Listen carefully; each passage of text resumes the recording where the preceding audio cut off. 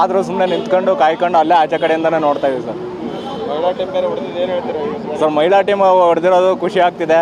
ಮೆನ್ಸು ಗೆಲ್ಲಬೇಕು, ಆಗ್ತಿಲ್ಲ. ಈ ಸಲಿನಾರ ಗೆಲ್ಲಿ ಅನ್ನೋದು ನಮ್ಮ ಇದು ಸರ್.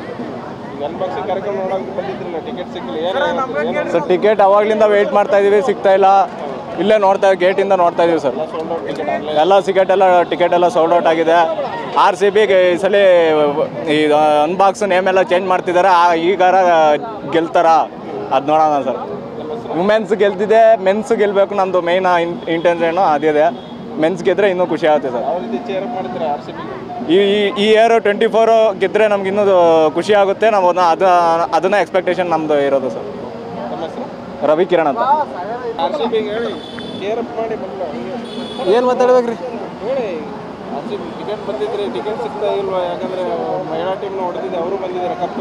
ಸರ ನಾವು 700 ಕಿಲೋಮೀಟರ್ದಿಂದ ಬಂದೀವ್ರಿ. ಇವ್ರು ಒಂದು ಟಿಕೆಟ್ ಕೊಡಲ್ಲ ಇರ್ರಿ.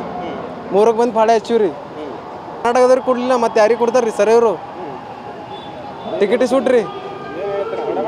ಏನು ಮಾತಾಡೋದ್ರಿ ಸರ್? ಟಿಕೆಟ್ ಇಲ್ರಿ ಸರ್. ನಾವು ಗುಲ್ಬರ್ಗದಿಂದ ಬಂದಿದ್ದೀವಿ ಸರ್. ಬಿಜಾಪುರ್ಲಿಂದ 700 ಕಿಲೋಮೀಟರ್ ಬಂದಿವ್ರಿ.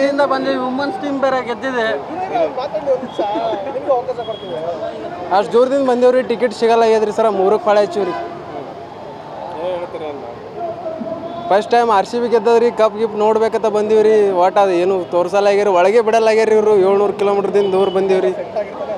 ಹಾಂ ರೀ, ನನ್ನ ಹೆಸರು ರಾಜು ರೀ.